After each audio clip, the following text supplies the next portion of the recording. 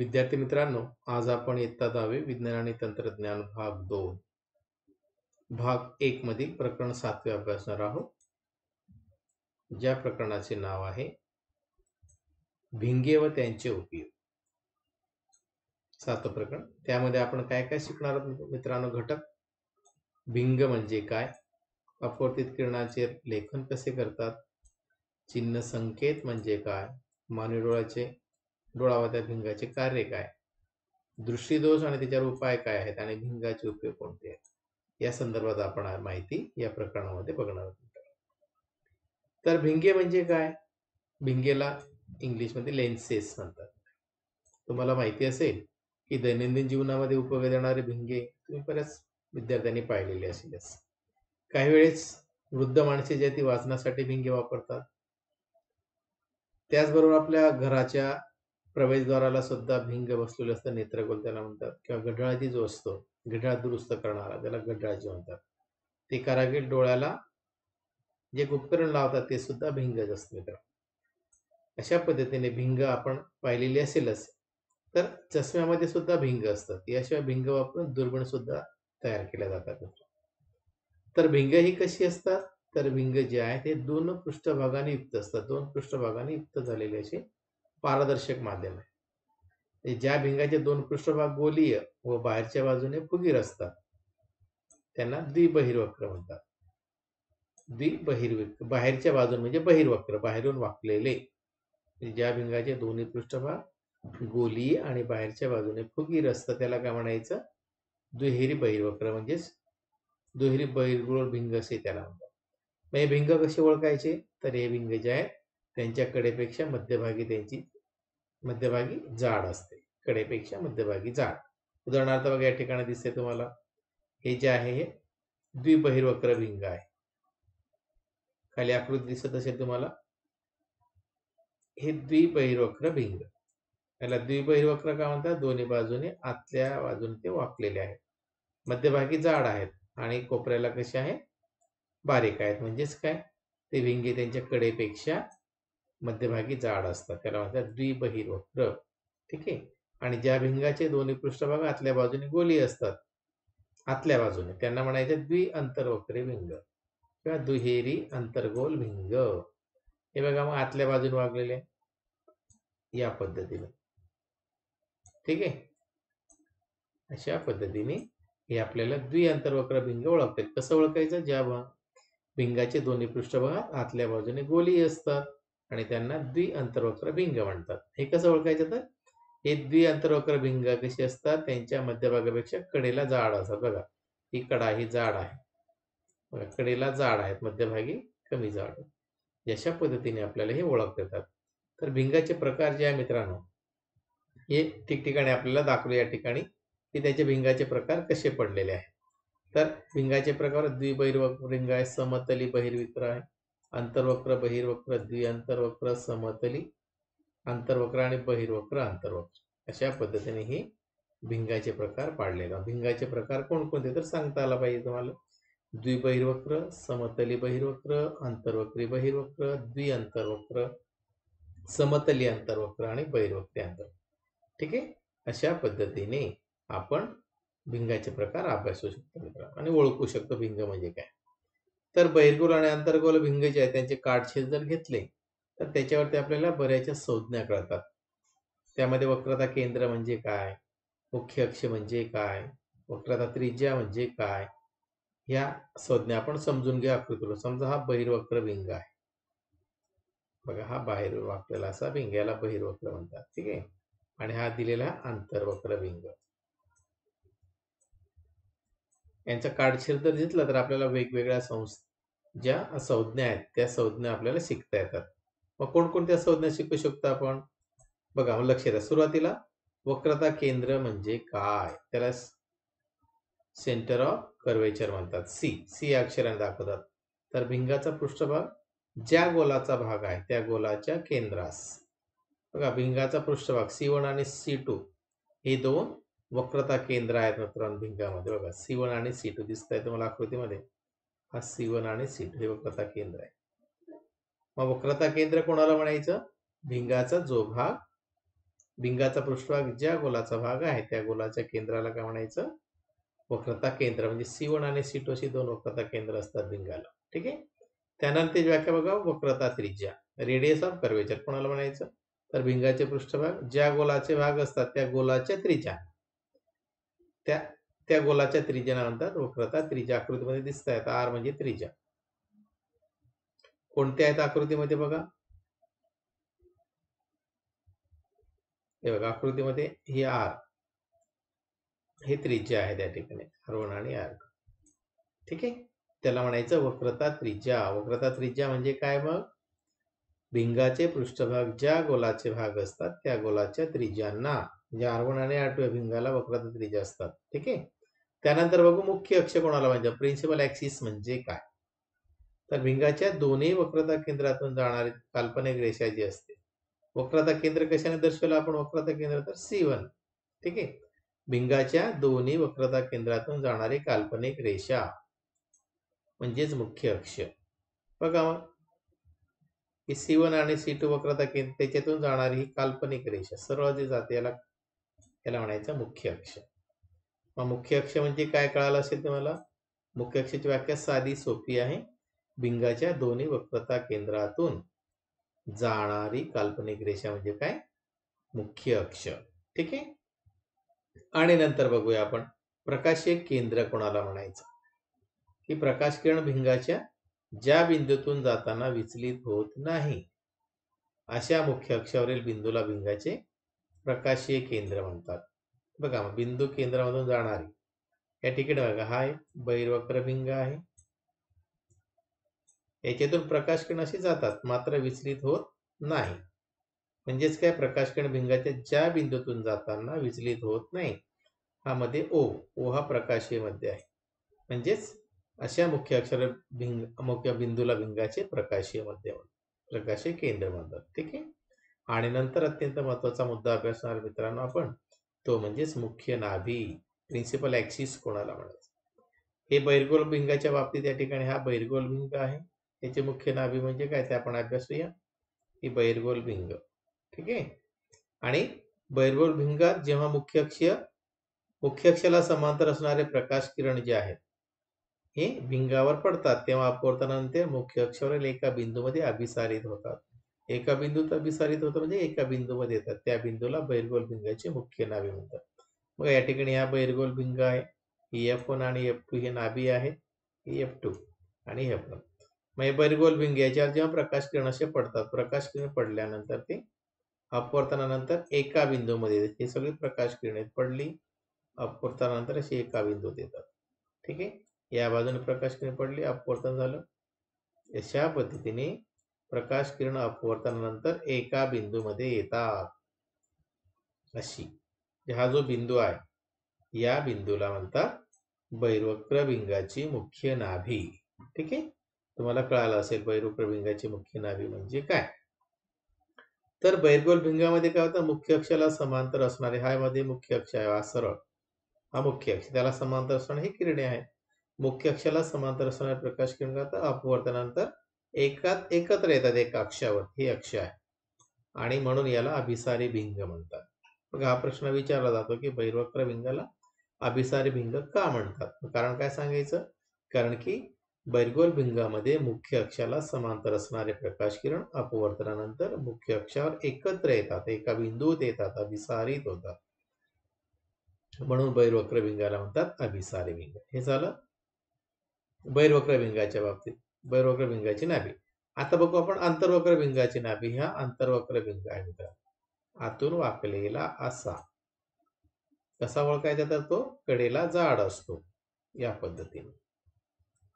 ठीक आहे. मग अंतर्वक्र भिंग जे आहे, अंतर्वक्र भिंगाला समांतर मुख्य अक्ष हा त्याचा मुख्य अक्ष आहे. ठीक आहे. मग याला समांतर असणारे प्रकाश किरण जे आहेत हे अपवर्तनानंतर एका बिंदूपासून बाहेर पडत असतात. जे अपवर्तन झाले की ते एका बिंदूत येत नाही, ते वेगवेगळ्या दिशेला असे पसरतात, अपसारित होतात. ठीक आहे. म्हणून याला म्हणायचं अंतर्वक्र भिंगाची मुख्य नाभी. अंतर्वक्र भिंगाची मुख्य नाभी काय? तर अंतर्वक्र भिंगात मुख्य अक्षाला समांतर असणारे प्रकाश किरण भिंगावर पडल्यानंतर अपवर्तनामुळे अशा प्रकारे अपसारित होतात म्हणजे पसरतात की जणू काही ते मुख्य अक्षावरील एका बिंदूपासून बाहेर पडत आहे. अंतर्वक्र भिंग जो आहे या मुख्य अक्षाला समांतर असणारे प्रकाश किरण अपवर्तनानंतर काय होत असतात, एकमेकांपासून दूर जातात म्हणजे अभिसारित होतात. म्हणून या भिंगाला म्हणतात अपसारी भिंग, डायव्हर्जिंग लेन्स. वापर हाही प्रश्न विचारतात, अंतर्वक्र भिंगाला अपसारी भिंग का म्हणतात? कारण काय लिहायचं? कारण की अंतर्वक्र भिंगामध्ये मुख्य अक्षाला समांतर असणारे प्रकाश किरण अपवर्तनानंतर एकमेकापासून दूर जातात, म्हणून म्हणायचं अंतर्वक्र भिंगाला अपसारी भिंग. ठीक आहे, हा मुद्दा तुम्हाला नक्कीच कळाला असेल मित्रांनो. त्यानंतर आपण बघणार आहोत की बहिर्गोल भिंगाद्वारे मिळणाऱ्या प्रतिमा ज्या आहेत ह्या कशा काढायच्या. तर त्यासाठी 3 नियमाचा वापर केला जातो मित्रांनो. 3 नियमाचा वापर करून या भिंगाद्वारे मिळणाऱ्या प्रतिमाची किरणाकृती काढली जाते. किरणाकृती म्हणजे काय? किरणाच्या सहाय्याने काढलेली आकृती. मग त्यासाठी 3 नियम आपण अभ्यासाला पाहिजे. कोणकोणते नियम आहेत बघा, ह्याची आकृती दिलेली आहे. 1, 2, 3 आकृती आहेत. ही पहिली आकृती, ही दुसरी आहे आणि तिसरी आहे. तिघांचे 3 नियम. हे नियम जर आपण अभ्यासले, लक्षात ठेवले तर आपल्याला किरणाकृती सहज काढता येईल. कोणकोणते नियम? पहिला नियम बघा मग, की जर आपाती किरण, बघा हा एक आपाती किरण दिले तुम्हाला. आपाती किरण म्हणजे काय? पृष्ठभागावर पडणाऱ्या किरणाला आपाती किरण म्हणतात. मग जर आपाती किरण मुख्य अक्षाला, हा एक मुख्य अक्ष बघा, हा सरळ दिसतो, याला मुख्य अक्ष म्हणतात. ठीक आहे. मग जर आपाती किरण मुख्य अक्षाला समांतर असेल तर अपवर्तित किरण कुठून जातो? तर मुख्य नाभीतून जातो. बघा F1 आणि F2 नाभी असतात, मुख्य नाभीतून गेलं. ठीक आहे. बघा पहिला नियम काय? जर आपाती किरण मुख्य अक्षाला समांतर असेल तर अपवर्तित किरण कसा असतो? कुठून जातो? मुख्य नाभीतून जातो. झाला एक नियम सोपा. ठीक आहे. दुसरा नियम काय बघा, नियम दुसरा, हा नियम पहिला हा नियम दुसरा.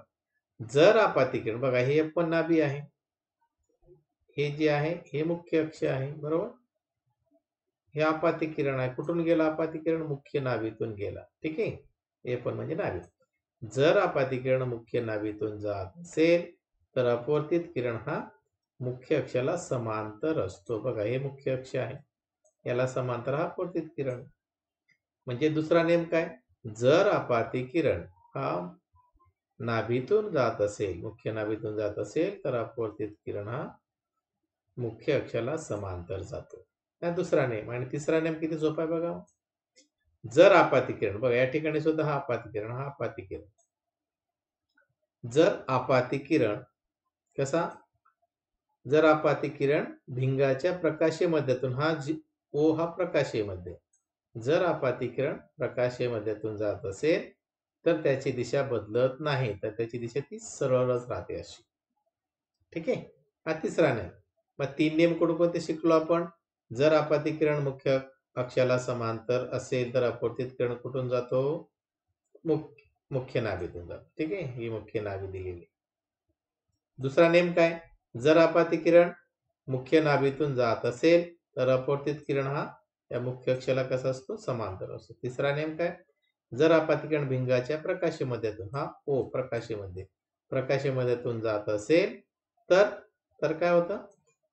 जात असेल तर त्याची दिशा बदलत नाही, त्याची सरळ राहते. अशा पद्धतीने हे 3 नियम जर आपण शिकलो तर आपल्याला सहज किरणाकृती ही काढता येते मित्रांनो. ठीक आहे, हे तुमच्या लक्षात आलेलं असेल. आता आपण हे जे पाहिलं यामध्ये आपण काय काय शिकणार आहोत बघा पुढे, की जर बहिर्गोल भिंगाद्वारे मिळणाऱ्या विविध प्रतिमा कशा तयार होतात मग, तर त्या ज्या प्रतिमा आहेत त्या प्रतिमा तयार करण्यासाठी आपण या ठिकाणी एक तक्ता बघूया की काय होते या ठिकाणी.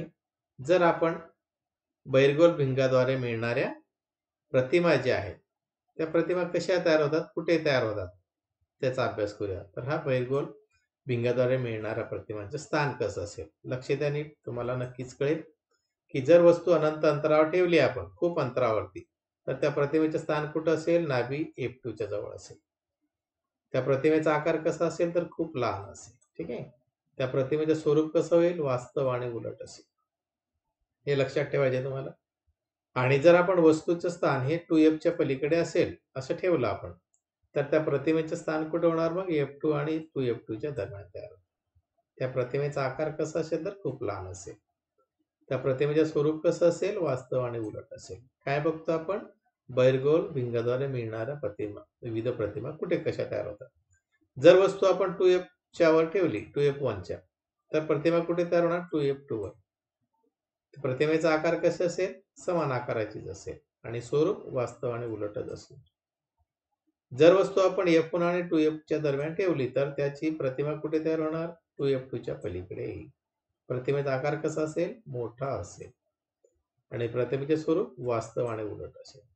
म्हणजे अशा पद्धतीने मित्रांनो आपण बहिर्गोल भिंगाद्वारे मिळणाऱ्या प्रतिमांचा अभ्यास करू शकतो आणि लक्षात ठेवू शकतो. ठीक आहे. आणि त्यानंतर बघूया आपण मित्रांनो कार्टेशियन चिन्ह जे आहे त्या कार्टेशियन चिन्हाचा वापर कसा केला. कार्टेशियन चिन्ह संकेत कसे असतात हे विचारलं जातं बऱ्याचदा. कार्टेशियन चिन्ह संकेत कसे आहेत ते आपण बघूया. तर या आकृतीमध्ये तुम्हाला दिसत असेल अंतर्वक्र आरसा हा बहिर्वक्र भिंग आहे असा दिलेला दिसतो तुम्हाला.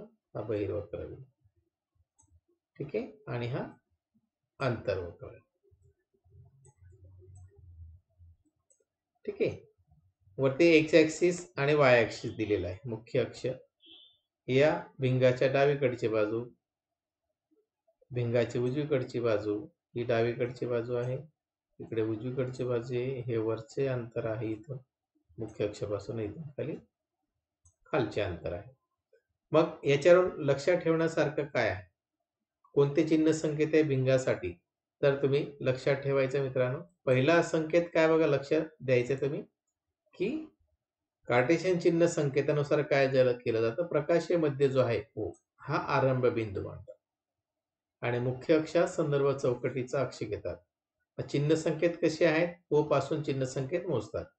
मग पहिला चिन्ह संकेत काय तर वस्तू भिंगाच्या नेहमी भिंगाच्या डावीकडे ठेवतात आणि मुख्य अक्षाला समांतर असणारी सर्व अंतरे जी आहेत ती प्रकाशीय मध्यापासून मोजतात. बघा वस्तू नेहमी कुठे ठेवतात भिंगाच्या डावीकडे म्हणजेच हे भिंगाच्या या डावीकडे वस्तू ठेवली जाते आणि अंतर कुठून मोजले जातात या प्रकाशीय मध्यापासून O पासूनच अंतर ही मोजली जातात. हा पहिला कार्टेशियन चिन्ह लक्षात आलं. पहिला कार्टेशियन चिन्ह काय की वस्तू नेहमी भिंगाच्या डावीकडे ठेवतात आणि मुख्य अक्षाला समांतर असणारी सर्व अंतरे जी आहे ही प्रकाशीय मध्यापासूनच मोजतात. दुसरा कार्टेशियन चिन्ह काय तर प्रकाशीय मध्याच्या उजवीकडे मोजलेली सर्व अंतरे ही धन मानतात आणि डावीकडे ठेवलेली मोजलेली जी अंतरे आहे ती नेहमी ऋण मानतात. जे प्रकाशीय मध्ये जो आहे बघा हा इथं O दिसतोय तुम्हाला हा प्रकाशाच्या डावीकडे ठेवलेली अंतरे जी आहे ही ऋण मानतात दिसतंय तुम्हाला आणि भिंगाच्या उजवीकडे ठेवलेली उजवी बाजू ही नेहमी कशी मानली जाते धन मानतात आणि डावीकडची ऋण मानतात. मग दुसरा कार्टेशियन चिन्ह काय आहे की प्रकाशीय मध्याच्या डावीकडे मोजलेली अंतरे ऋण मानतात तर उजवीकडे ठेवलेली अंतरे काय मानत असतात धन मानत असतात. तिसरा नियम काय आहे मित्रांनो तर मुख्य अक्षाला लंब आणि वरच्या दिशेने मोजलेली अंतरे धन असतात. मुख्य अक्षाला लंब आणि वरच्या दिशेने ऊर्ध्व दिशेने म्हणतात त्याला. मुख्य अक्षाला लंब हा मुख्य अक्षामध्ये दिसतो तुम्हाला हा पूर्णपणे मुख्य अक्ष त्याला असा लंब मात्र वरच्या दिशेने त्याला ऊर्ध्व दिशा म्हणतात ती कशी म्हणतात धन आणि मुख्य अक्षाला लंब मात्र अधो अंतरे खालच्या दिशेने ती नेहमी कशी म्हणतात ऋण मानतात. हा तिसरा कार्टेशियन चिन्ह की मुख्य अक्षाला लंब मात्र ऊर्ध्व दिशेने मोजलेली अंतर धन मानतात. मुख्य अक्षाला लंब मात्र अधो खालच्या दिशेने मोजलेली अंतरे कशी मानतात ऋण मानत असतात. ठीक आहे लक्षात आलं असेल. आणि मुख्य अक्षाला लंब खालच्या दिशेने ते आपण मानलं की ऋण मानतात आणि बहिर्गोल भिंग जे आहे त्या बहिर्गोल भिंगाचे अंतर नेहमी धन असते आणि अंतर्गोल भिंगाचे नाभी अंतर हे नेहमी ऋण असते हे लक्षात असू द्या. बहिर्गोल भिंग हा बहिर्गोल भिंग आहे बाहेरून वाकलेला म्हणून याला बहिर्गोल ठीक आहे आणि हा अंतर्गोल भिंग आहे. ठीक आहे याच्यावरून काय सांगणार आपण की जे बहिर्गोल भिंग आहे त्या बहिर्गोल भिंगाचे नाभी अंतर कसे असते नेहमी धन असते. म्हणजे हा जो बहिर्गोल भिंग याचे नाभी अंतर कसं असणार धन आणि अंतर्गोल भिंगाचे नाभी अंतर कसं असणार ऋण असणार. अशा पद्धतीने मित्रांनो हे कार्टेशियन चिन्ह आपल्याला सहज समजून घेता येईल. त्यानंतर भिंगाचे सूत्र कसे काढतात, तर त्यासाठी काय दिलेल्या बघा काय दिलेलं आहे, तर वस्तूचे अंतर हे यू ने दर्शवलं जातं. प्रतिमेचे अंतर व्ही ने दर्शवले जाते आणि नाभी अंतर एफ ने. यांचा परस्पर संबंध दाखविणारे सूत्र म्हणजेच काय, भिंगाचे सूत्र. भिंगाचे सूत्र म्हणजे काय, वस्तूचे अंतर, प्रतिमेचे अंतर आणि भिंगाचे नाभी अंतर यांचा परस्पर संबंध दर्शविणारे सूत्र म्हणजे नाभी अंतर. मग ते कसं दर्शवलं जातं सूत्र, काय बघा, 1/u वजा 1/v वजा 1/u बरोबर काय 1/f. हे जे आहे मित्रांनो, जे अशा पद्धतीने आपल्याला याचे सूत्र काढतायत, म्हणजे अशा पद्धतीने हे सूत्र आपल्याला सांगते. बहिर्वक्र भिंगाचे सूत्र कोणते, तर 1/v वजा 1/u बरोबर 1/f. अशा पद्धतीने आपल्याला भिंगाचे सूत्र हे काढता येईल मित्र. ठीक आहे, तुमच्या लक्षात आलेलं असेल. मग विशालन काय, आणखी मॅग्निफिकेशन ज्याला म्हणतात. विशालनामध्ये आपण काय शिकणार आहोत बघा. तर या विशालन कोणाला म्हणायचं, तर भिंगाचे होणारे विशालन म्हणजे काय, प्रतिमेच्या उंचीचे वस्तूच्या उंचीशी असणारे गुणोत्तर. प्रतिमेची उंची समजा h2 धरली आपण आणि वस्तूची उंची h1 धरली, तर ते विशालन कसं लिहिणार, मग प्रतिमेची उंची छेद वस्तूची उंची म्हणजेच काय, शॉर्टकट कसं लिहिणार, m. विशालन m ने दर्शवत का, मॅग्निफिकेशन. h2 काय, प्रतिमेची उंची, ही प्रतिमेची उंची दिली आहे h2 आणि वस्तूची उंची h1. अशा पद्धतीने आपण भिंगामुळे होणारे विशालन जे वस्तूचे अंतर आणि प्रतिमेचे अंतर यांच्याशी देखील संबंध आहे. या सूत्रात आपण लिहू शकतो विशालन बरोबर प्रतिमेचे अंतर भागिले वस्तूचे अंतर, म्हणजे m बरोबर u भागिले v. ठीक आहे, अशा पद्धतीने आपण हे सूत्र लिहू शकतो मित्र. मग भिंगाची शक्ती आणखी काय आहे, भिंगाची शक्ती म्हणजे काय, म्हणजे पॉवर ऑफ लेन्स. हे छोट्या छोट्या व्याख्या आहेत मित्रांनो समजून घेण्यासारख्या. तर आपाती अभिसरण आणि अपसरण करण्याच्या भिंगाच्या क्षमतेला भिंगाची शक्ती म्हणतात. शक्ती ही पी ने दर्शवली जाते. भिंगाची शक्ती म्हणजे काय, आपाती किरणाचे अभिसरण व अपसरण करण्याच्या भिंगाच्या क्षमतेला भिंगाची शक्ती म्हणत असतात. मग भिंगाची शक्ती जी आहे भिंगाच्या नाभी अंतरावर अवलंबून असते, आपल्याला माहिती आहे. तर भिंगाची शक्ती म्हणजे काय, तर त्याच्या मीटर या एककात केलेल्या नाभीय अंतराचा व्यस्तांक. मीटर या एककात नाभी अंतराचा व्यस्तांक. मग भिंगाच्या शक्तीचे एकक काय, कशात मोजले जातात, तर डायप्टर, आणि डायप्टर डी ने दर्शवलं जातं. अशा पद्धतीने भिंग म्हणजे काय बघा, शॉर्टकट त्याचं सूत्र P बरोबर 1/f. मग आता ते कशात पाहिजे, मीटर मध्ये पाहिजे. हेच कसं लिहिलं आपण, की भिंगाची शक्ती म्हणजे काय, त्याच्या मीटर या एककात व्यक्त केलेल्या नाभी अंतराचा व्यस्तांक, नाभी अंतर f ने त्याचा व्यस्तांक. अशा पद्धतीने मित्रांनो आपल्याला भिंगाची शक्ती हे त्याचे एकक कोणते आहेत हे आपल्याला सहज समजून घेता येईल. ठीक आहे, आणि यानंतर आपण मुद्दा जो बघणार आहे मित्रांनो, तो मानवी डोळा व त्या भिंगाची कार्य, हे दुसऱ्या पार्ट मध्ये आपण बघूया. या ठिकाणी आपण थांबूया. माझे नाव विक्रम राठोड, शाळेचे नाव आदर्श समता शिक्षण प्रसारक मंडळ संचलित चिंचला आश्रमशाळा सुरगाणा. जर तुम्हाला व्हिडिओ आवडला तर नक्कीच त्याचा अभ्यास करा आणि लक्षात ठेवा. इथे थांबतो. नमस्कार.